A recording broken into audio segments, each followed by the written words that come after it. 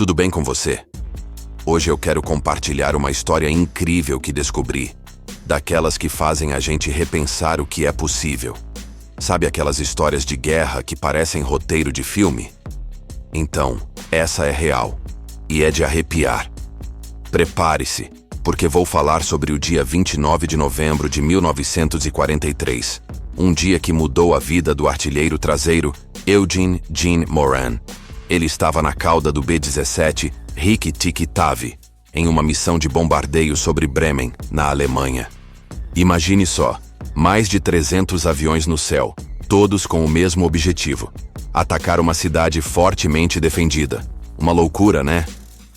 O início do caos. A tensão era palpável.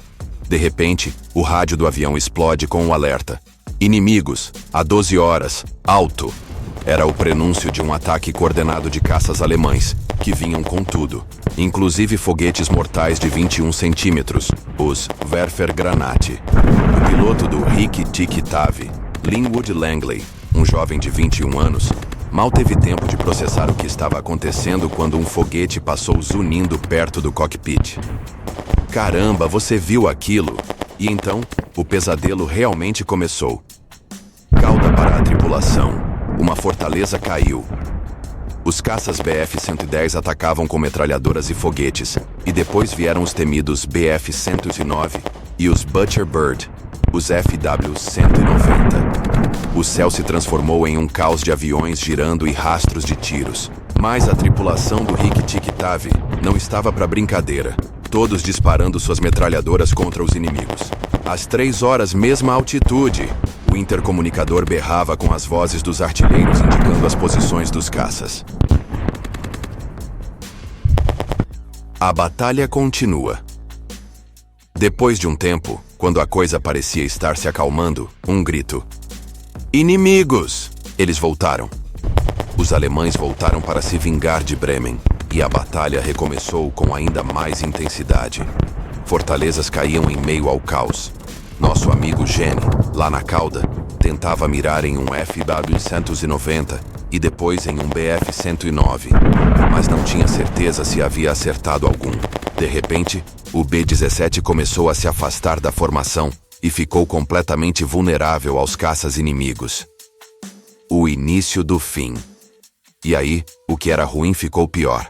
O avião foi atingido por todos os lados, e o som dos tiros e os gritos dos homens sendo atingidos criaram um cenário de terror. Gene escuta seu melhor amigo, o artilheiro da torre esférica, gritar: Mo, tem um desgraçado vindo em nossa direção. Está vindo direto para nós. E então, um grito, tiros e o silêncio. O artilheiro da torre esférica silenciou. Um caça alemão se aproximou pelo lado e Gene percebeu que o piloto estava lhe dando uma chance, apontando para ele e depois para o chão. Uma chance para saltar. Mas o que aconteceu depois? Ele estava sozinho? Será que os outros já tinham pulado? Ou será que já estavam mortos? A queda livre. E então, a trégua acabou. O avião foi atingido novamente e a cauda virou um amontoado de estilhaços de metal. Gene foi arremessado ao chão e, mesmo ferido, tentou voltar para sua posição. As armas emperraram, mas com esforço, ele conseguiu fazer uma delas funcionar, justo quando mais balas atingiram o avião e o próprio Gene. Ele levou tiros nos braços e no peito, mas a pior parte ainda estava por vir. A cauda do avião se desprendeu do resto da fuselagem, e Gene foi lançado em queda livre junto com a cauda. A sobrevivência milagrosa. O que aconteceu depois é quase inacreditável. Gene estava preso na cauda do avião, girando sem controle, sem paraquedas. A pressão do ar e o sangue em seus olhos o impediam de ver. Parecia que a queda durava uma eternidade, até que a cauda finalmente bateu contra as árvores com violência. E adivinha? Gene sobreviveu. Com os braços quebrados e um buraco no crânio, ele rastejou para fora dos destroços. Ele foi resgatado por trabalhadores franceses e soldados alemães. O final da história. No final, Gene se recuperou de seus ferimentos, mas não sem as marcas daquela experiência. Ele teve pesadelos constantes, caindo e gritando.